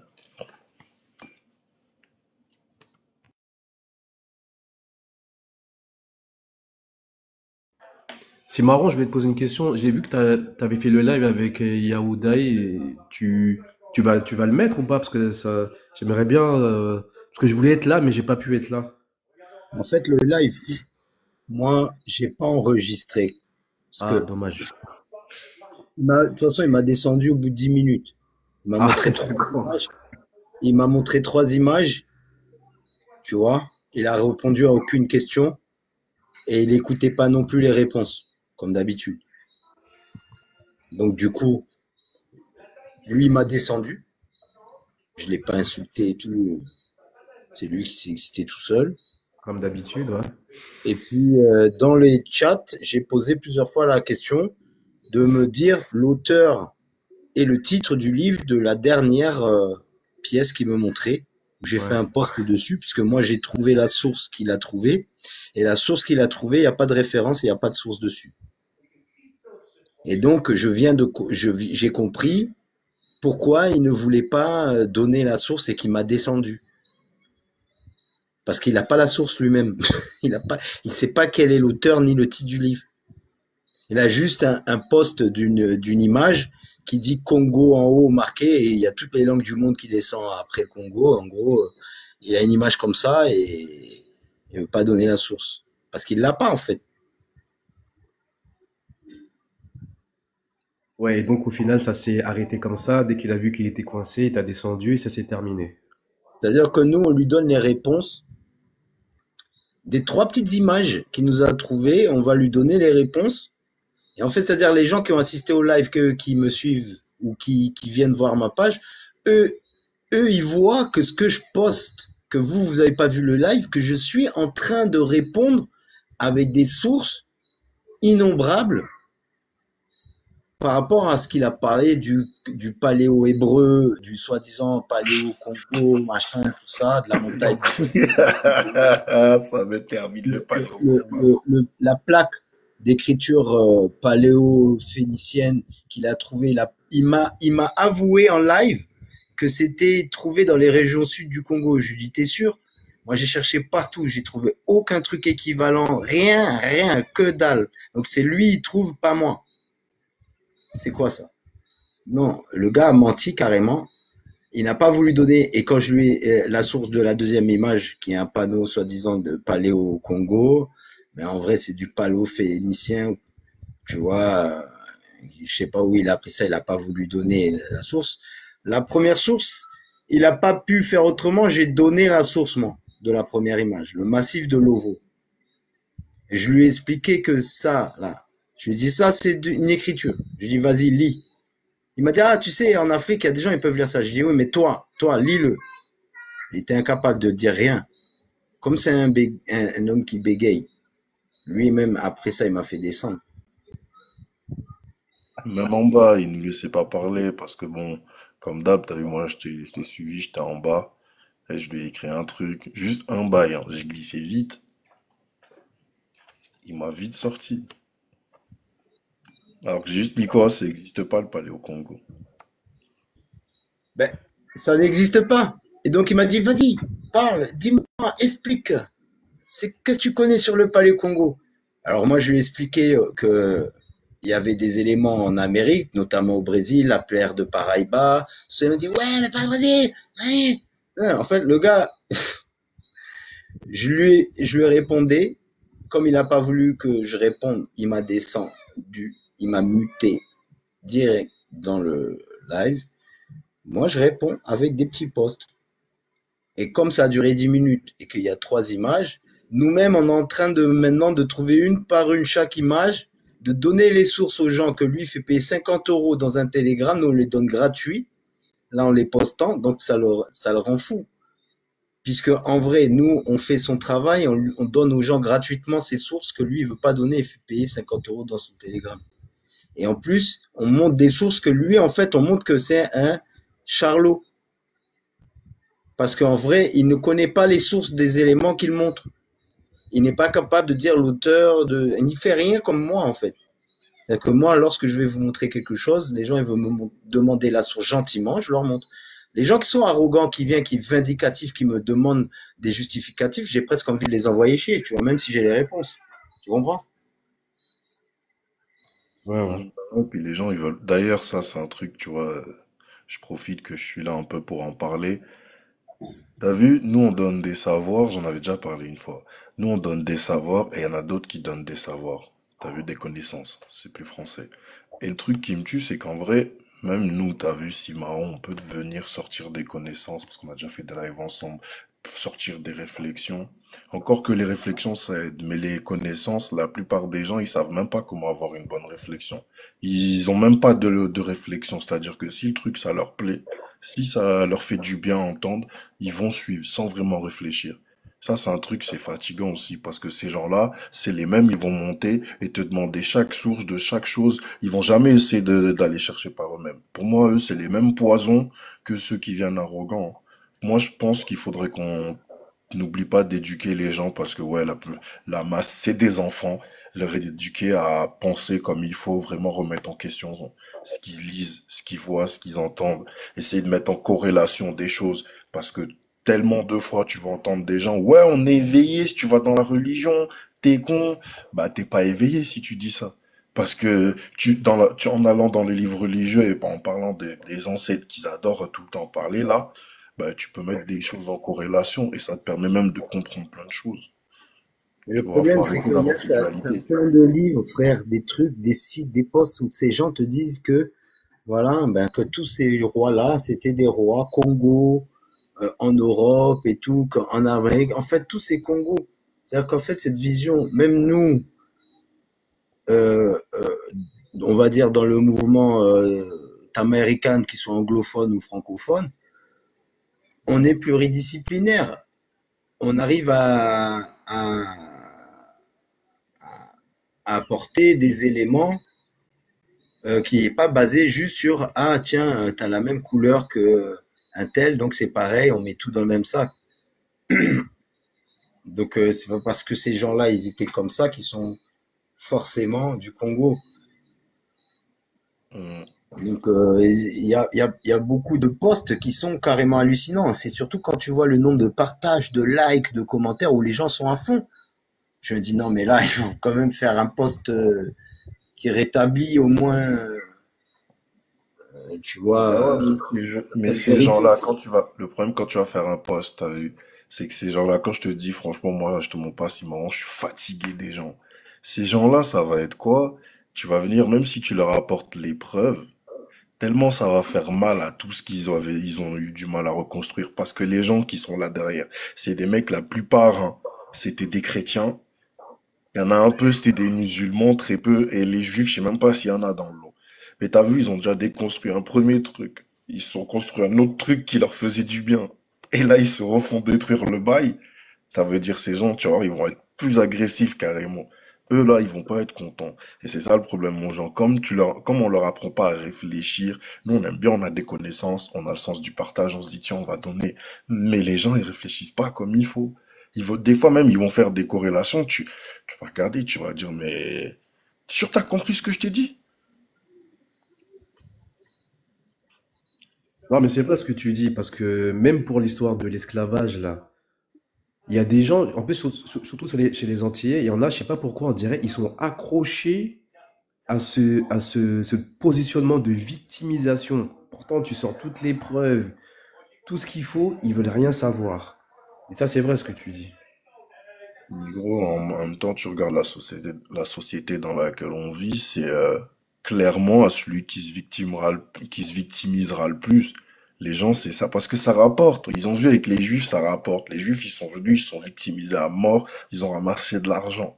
Tout le monde veut faire. Il y a eu les Renois, puis ensuite, il y a eu les Rebeux, puis il y a toute la clique des mecs bizarres arc-en-ciel là-bas. Tous les gros PD, pardon, hein, mais je déteste ces gens, tout ça là. Eux aussi, tu les écoutes, ils se victimisent. Mais puis il y a les femmes. Et puis on est dans plein de victimisations qui créent des petits combats qui font que les gens, ben, ils réfléchissent pas. Ils agissent en fonction des émotions. T'as plein de femmes, elles sont féministes, elles savent même pas Les pourquoi, gars, elles savent même pas ce que c'est. les gars, si je vous pose une question, 4600 ans à 2000 à 4200 ans avant notre ère. Donc Il y ça a 6000 ans. correspond avant l'an zéro. Ouais. Voilà, il y a 6000 ans, même plus. Non, Donc pas plus. Varna, Ah, si. t'as vu, t'as des trucs comme ça, des nécropoles avec des tombes, et c'est ça que tu vois, de l'or. Des bijoux C'est des surtout. nécropoles. Pas juste de Ouais, l'or, des ouais, bijoux. Déjà de l'or, faut le faire pour ouais, mais commencer. c'est Et ouais, mais c'est du travail artistique. c'est Quand une tu regardes, science. voilà, c'est de l'art. Donc, et c'est 4600 ans. Mais est-ce que au Congo, tu as des nécropoles comme ça, dans le bassin du Congo, qui ont 4600 ans qu'on retrouve? Est-ce qu'il y en a? Et c'est ça que je veux dire. Et ça, tu sais où c'est, Varna? C'est en Bulgarie. C'est... Tu vois ce que je veux dire? Donc, Mais ça m'étonne même pas. des pays slaves. Ce qui faisait partie des Rousses, à l'époque, ils les appelaient comme ça. Mais c'est-à-dire il y a 4600 ans, plus 2000 ans là, à peu près. On va dire, ça fait 6600 ans, Ouais, presque. c'est ça. Voilà. Donc, il y a 6600 ans. Qui c'est qui peuplait la Bulgarie, en fait, la Bulgarie, tout ça. Alors, je vais vous montrer une carte, hein, parce que, faut voir que comprendre. Voilà. Voilà, tu vois. C'est là, Bulgarie. Donc, on va regarder. C'est la mer Noire, là. Donc, on va essayer d'avoir une vue plus générale. Euh, En tout cas, tu vois,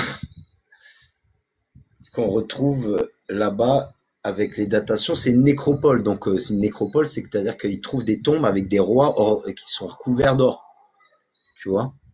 Donc, moi, ma question, c'est au bord de la mer Noire, tu vois. Voilà, la mer Noire, mer Noire,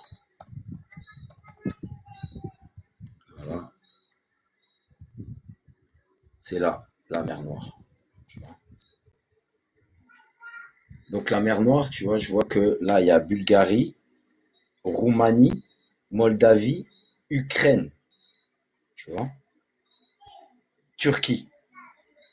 C'est collé avec la Turquie, tu vois, en vrai. La Bulgarie, tu vois, avec les Turcos, voilà, ils ont été sous l'influence ottomane avant. Tout ce bassin-là, en fait, ici, c'était sous l'influence ottomane. Mais tu sais, ce qui me tue carrément, c'est que si tu regardes bien, ils disent quoi? Ils disent que cette nécropole, elle a occupé une longue période. Regarde à quel point ils se contredisent, c'est fou. À l'âge de bronze et l'âge de fer. Quand on dit âge de bronze et âge de fer, c'est-à-dire qu'ils estiment, les historiens là 2.0, que l'âge de bronze, pourquoi ils l'appellent comme ça? Parce qu'à l'époque, l'homme, soi-disant, n'était censé maîtriser que la fonte du bronze, pas des autres métaux. Mais tu retrouves des nécropoles avec de l'or. Parce que il y en a certaines, c'est du bronze. Ça se voit que c'est du bronze, t'as vu. Mais il y a d'autres trucs, c'est de l'or. Je veux dire, le squelette que tu vois, c'est littéralement du bronze, c'est pas de l'or. Mais tu as les bracelets, les deux bracelets. Attends. Je vais voir si je peux mettre la cam sans que ça monte ma vieille gueule.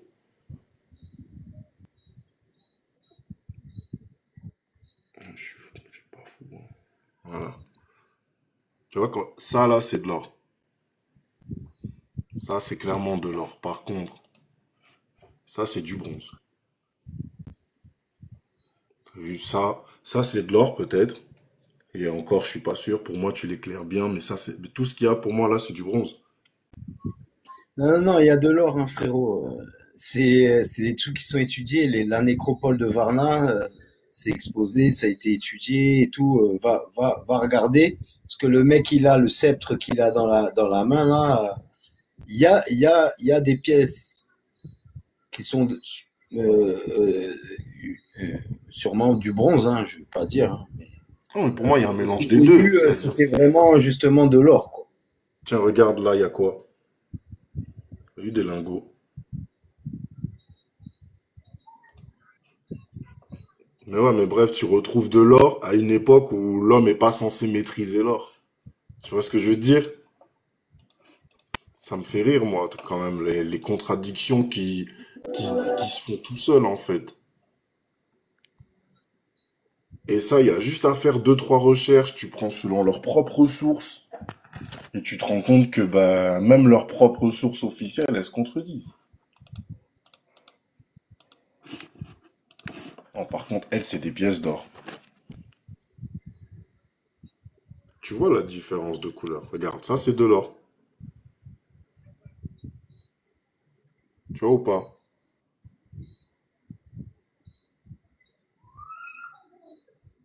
Ça, par contre, là, si ça vous parle pas, ça,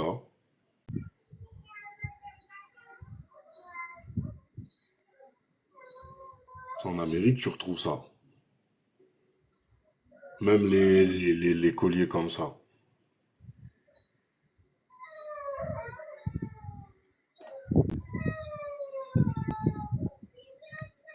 C'est marrant justement, et Jiméo, puisque vous êtes là, même Sukuna, peut-être que tu sais. Tout à l'heure, j'étais en train de regarder un truc sur le Canada, et j'ai vu que il me semble que l'ancien, parce qu'il me semble que le Canada, il parle l'ancien français, si je me trompe pas, et je crois que leur manière de parler a un lien, un petit lien avec le créole. Vous êtes d'accord avec ça ou pas? Oui, oui, oui, mais Ah, carrément. oui, mais Les Ça Acadiens pouvait et se, tout, les enfin, ça Cajuns, pouvait les Acadiens et tout. En partout. fait, le créole, c'était la langue. Elle était parlée jusque dans les Grands Lacs du Michigan jusqu'à Chicago, quoi. Surtout quand tu vois que le fondateur de Chicago lui-même, c'est un créole. Et je zoome juste sur ça parce qu'apparemment, il y en a, ils disent dans les commentaires que c'est du bambou. Je sais pas, vous voyez quel bambou comme ça, hein. Si c'est vrai, on Non, aurait mais dit. les gens, ils ont qu'à aller taper nécropole De Verna, de Varna et de puis ils Varna et vont Léon. lire. Je veux dire, à un moment donné, si les gens ont envie de rester crédules et de mourir crédules, c'est leur problème. Tu vois, et aussi de s'endormir crédule. Hein, je veux dire, c'est pas la mort aux gens, hein, mais je veux dire, à un moment donné, on quitte tous cette terre et il y a des choses, à un moment donné, où il suffirait de 2 clics pour aller vérifier. Mais est-ce que vous connaissez vous connaissez euh, les grands initiés? C'est un livre de Édouard Chouret. Attends, je vais voir si je me mets en grand. Non, ça me dit rien. Alors, je vais vous faire écouter un passage c'est le premier chapitre de ce livre. Alors, je pense qu'on peut le trouver gratuit en plus. Les grands initiés. Édouard Chouret. Voilà. PDF. Et voilà. Donc, obtenir le livre. PDF.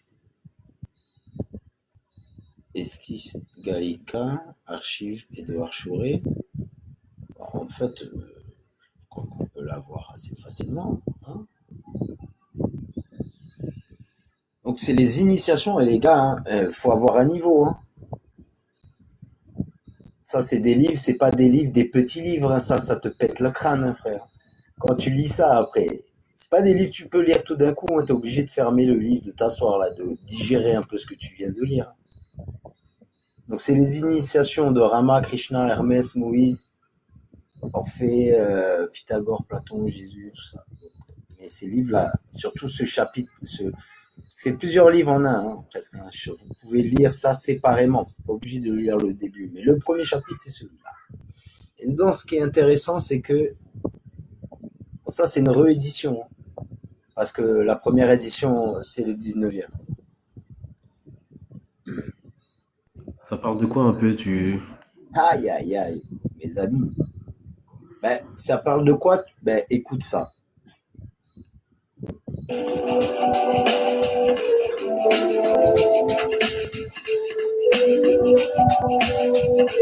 Les grands initiés de Édouard Chouret, extrait du livre premier, Rama. Création successive, lente élaboration de la terre en travail.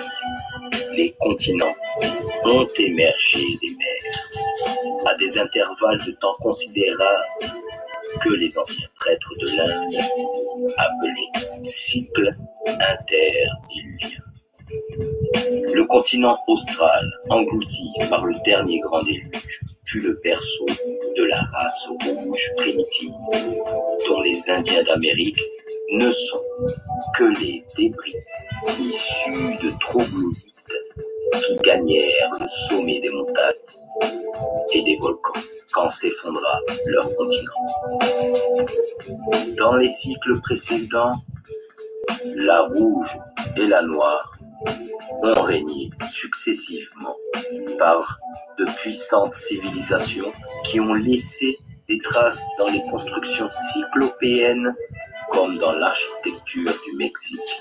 Selon les traditions brahmaniques, la civilisation aurait commencé sur notre terre il y a 50 000 ans avec la race rouge sur le continent austral, alors que l'Europe entière et une partie de l'Asie étaient encore sous les eaux. Ces mythologies parlent aussi d'une race de géants antérieurs. La race rouge, nous l'avons dit, occupait le continent austral, aujourd'hui englouti, appelé Atlantide, par Platon, d'après les traditions égyptiennes. Un grand cataclysme le détruisit en partie et en dispersa les restes. Plusieurs races polynésiennes, ainsi que les Indiens de l'Amérique du Nord et les Aztèques, que François Pizarro rencontra au Mexique, sont les survivants de l'antique race rouge dont la civilisation a jamais perdu eu ses jours de gloire et de splendeur matérielle. Après la race rouge, la race noire domina le globe. Les Noirs envahirent le sud de l'Europe et en des temps préhistoriques et furent refoulés par les Blancs. Leur souvenir s'est complètement effacé de nos traditions populaires. Ils ont cependant laissé 2 empreintes ineffaçables. L'horreur du dragon qui fut l'emblème de leur roi et l'idée que le diable est noir. Les Noirs rendirent l'insulte à la race rivale en faisant leur diable blanc. Au temps de leur souveraineté, les Noirs eurent des centres religieux en Haute-Égypte et en Inde. Leurs villes cyclopéennes crénelaient les montagnes de l'Afrique, au Caucase et de l'Asie centrale. Non, ça, c'est juste un extrait. Là, je lis le premier chapitre de ce livre-là, en fait. Tu vois? Et Ah, c'est le premier. c'est une vidéo qui est sur YouTube, qui est sur ta chaîne YouTube, là? Ouais, c'est sur la chaîne YouTube. Attends, c'est. Ouais, mais est-ce que t'es membre? Ah, d'accord. Ben, c'est pas grave, au pire, je m'abonne. C'est quoi, c'est 99 centimes, c'est ça? Ouais. Qu'est-ce qu'il y a? Non, oui, parce que je pense à l'autre Charlot qui fait 50 € sur son Telegram. Ouais, mais lui, c'est un fou. Déjà, en plus, il paraît. Il y a une légende qui dit qu'il a volé le travail de Terre du Avenir et il fait payer ça aux gens 50 euros. Ouais. Non. Mais c'est un escroc, le gars. Terre du Avenir, en plus, le pire, c'est que c'est des mecs qui reprennent des vidéos entières de mes travaux pour renverser tout en mode genre c'est l'Afrique. Et je me dis, mais putain, bande de bâtards, vous parliez pas de ça avant à l'époque quand je vous regardais. Ah là là. Ouais, ben je regarderai parce que j'aime bien les petits trucs comme ça, je vais regarder, ça a l'air intéressant. Voilà.